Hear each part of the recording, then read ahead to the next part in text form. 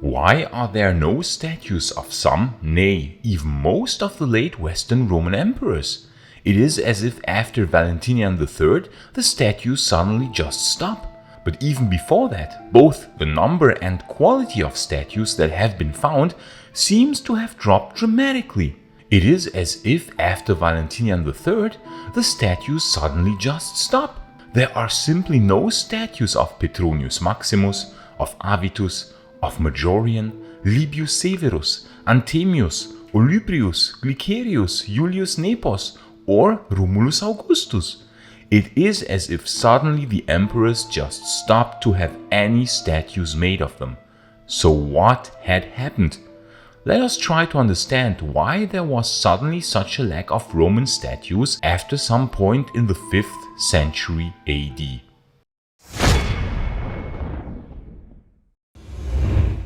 One fascinating aspect about the late Roman Empire is certainly the late Roman art.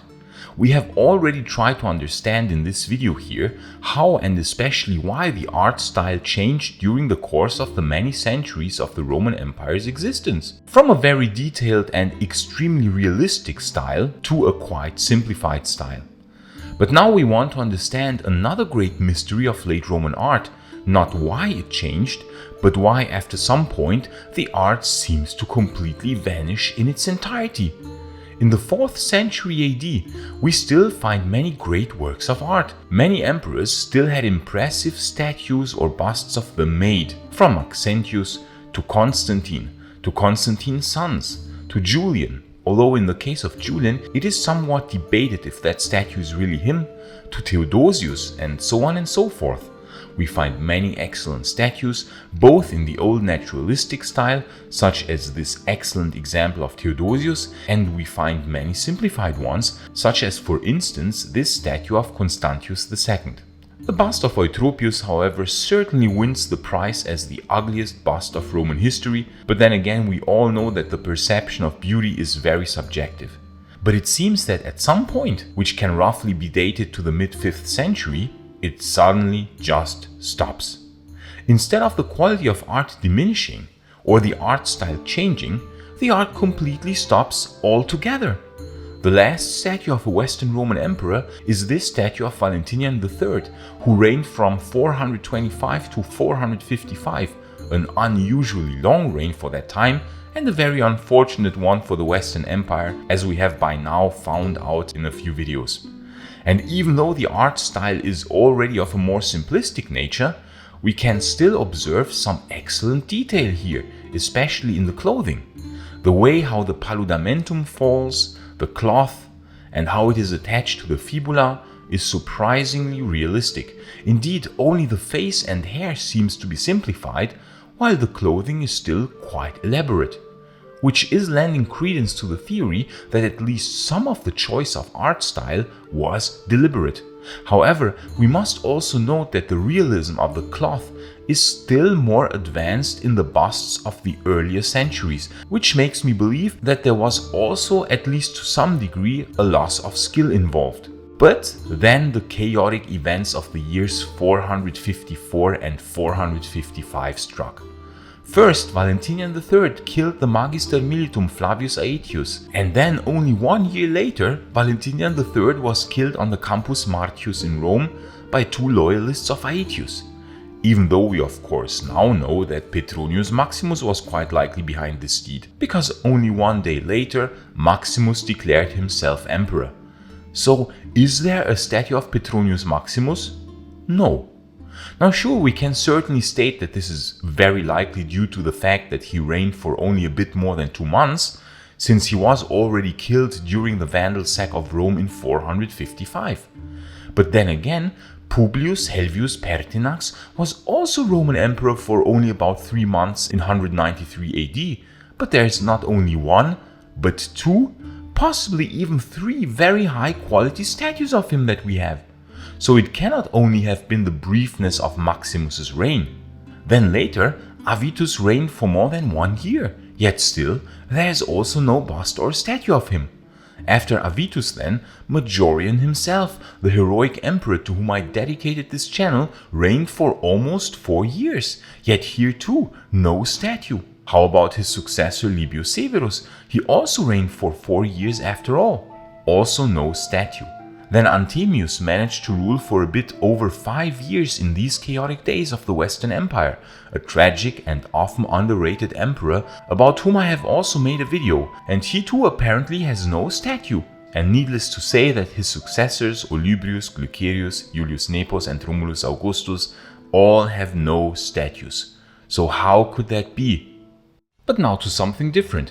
Raise your hand if you know more than the average person about Roman history. Now raise your other hand if you love denarii. Are you standing in front of your screen like this? Now listen up, Centurion, because this is a way to use your insider historic knowledge to potentially get some extra denarii or even solidi into your pocket. I'm talking about highly valuable, precious artworks with incredible history behind them, from legends like Picasso and Monet. How do you use this art to hopefully improve your own fortunes? With Masterworks. For the past 3 years, Masterworks has used fine art to hand back incredible results to people like you by filing multi-million-dollar paintings with the SEC and splitting them into shares. This isn't crypto or NFTs, these are Picassos or Banksys. So Masterworks basically lets you buy shares of valuable works of art and participate financially in their long-term increase of value. Pretty genius if you ask me. And the best thing is that the value of these artworks are pretty much not correlated with the stock market or other assets. Masterworks just pulled off another strategic exit at the end of November for a 13.9% net return. That brings them to 9 exits, 4 of them just in the last 3 months. And those 4 sales returned 13, 17, 21 and 33% net. That's amazing. Masterworks paintings have even sold out in minutes. But you can get priority access right away by clicking the link in the description. Thanks for your time, Centurion. So then back to the mystery of the missing late Western Roman statues. We can certainly observe one thing immediately, which is very apparent. Immediately when turmoil and chaos descended onto the Western Roman Empire, the statues of emperors just stopped.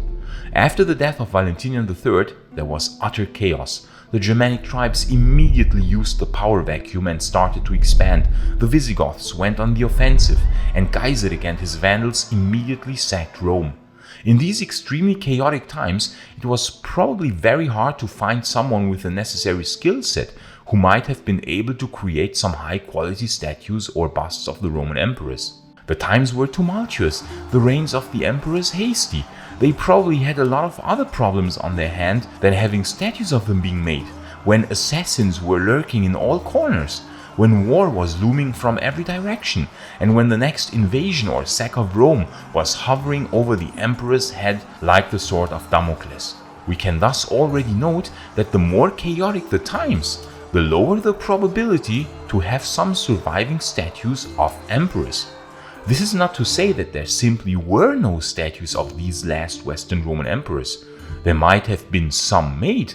However, since the times were so desperate, they were certainly much less in number than when the times were good. And hence, the probability that we have unearthed or found them is a lot lower. There sure might be statues of Anthemius, of Maiorianus, or even of Glycerius lying somewhere even today, deep below the ground, buried by the layers of centuries. But they certainly are so rare that they might be lost forever. So the chaos of the times is certainly a factor, and this can actually be confirmed by the crisis of the 3rd century, when some emperors also have no statues, and even the legendary Aurelian himself only has this one surviving bust, and even that one is contested whether it's really him. So we can see that if the times were dark and chaotic, the emperors had other problems on their mind than having statues made, and on top, there simply weren't enough skilled artisans around anyways, because they quite likely preferred to escape to the more secure Eastern Roman Empire, which in those times did not face the incredible turmoil that the West had to face. We can also confirm this by looking at coins, which I already did to some extent in this video here. We can see that the quality of coins starts to deteriorate very rapidly after Valentinian III. Valentinian still had some high quality solidi. Even the different mints all still show some good quality in the context of the times. But the coins of already Majorian just a few years later have a dramatically reduced quality. It seems as if they were in a real hurry, because one never knew how long the emperor would live or when the next disaster would strike. You have to work fast if a sword of Damocles is hovering over your head all the time. We can see this also confirmed in the coins of the later Western Roman emperors, who would never again regain the quality and craftsmanship of the coins of Valentinian III, no matter where they were minted. But the strongest confirmation for this theory is in the Eastern Roman Empire. For while the West was facing its slow dissolution, the East had stabilized, due to reasons that I analyzed in this video here. And we indeed find that there is not this big rupture as in the West, but instead the art of making statues or busts of emperors continued as if nothing had happened. So while in the West we have not yet found any statue of a Roman emperor after Valentinian III, in the East meanwhile we found this head of Theodosius II, and we know that there must have been an extremely impressive statue of Emperor Marcian on his column. The statue was quite likely destroyed at the latest during the Crusader sack of 1204, where many other statues were also destroyed, so we know that there was a statue of Marcian, which must have looked like this, as imagined by the excellent illustrator Antoine Elbert. Marcian's successor Leo I even has an almost naturalistic looking bust, almost as in the old days of Augustus or Trajan, which is fascinating and confirms that very skilled artisans could still be found in the East, and quite likely many of them had arrived from the West. In the East, the emperors could then choose from a larger pool of skilled artisans, and since there was not such an utter chaos as in the West, the emperors reigned for longer, so that more statues of them could be made, which in turn increased the probability of us finding them. Also, since the times were not so chaotic in the East, the Eastern emperors of the latter 5th century were not confronted with such insane problems as their Western colleagues, and hence could take the time to have statues of them being created.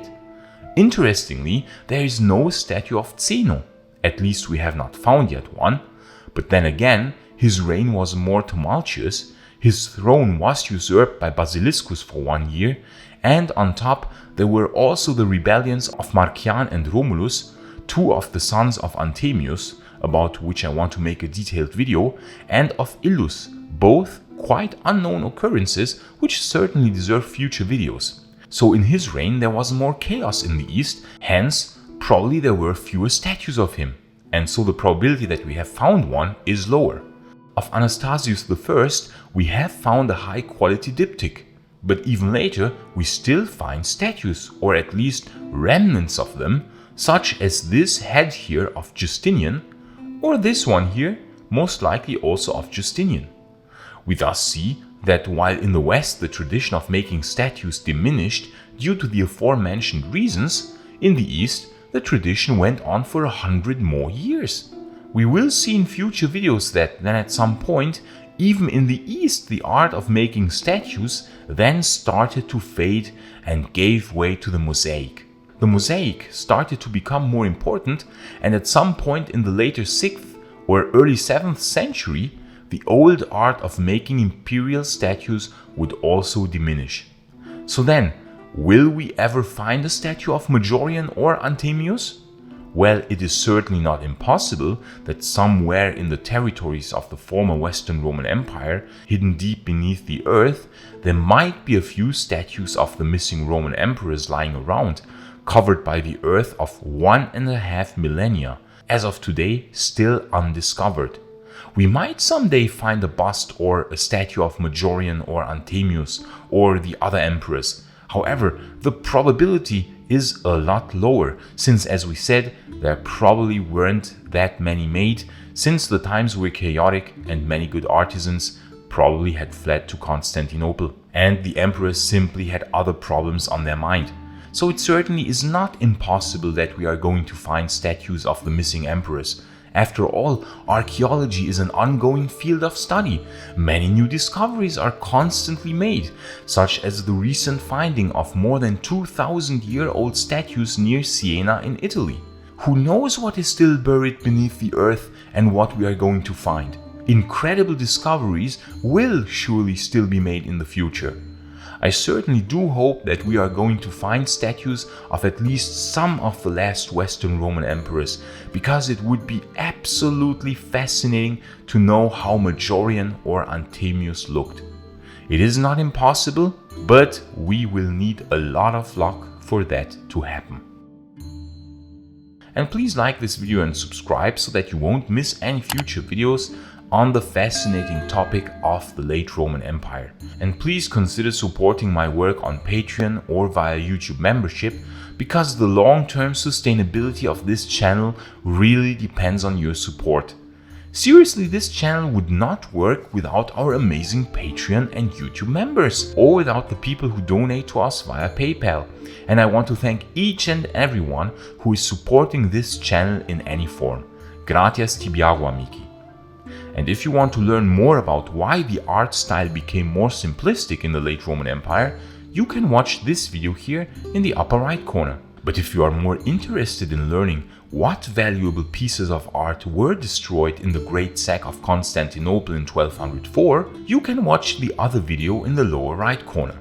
I say thanks again to all friends of Roman history. Gratias tibiago and bene valete.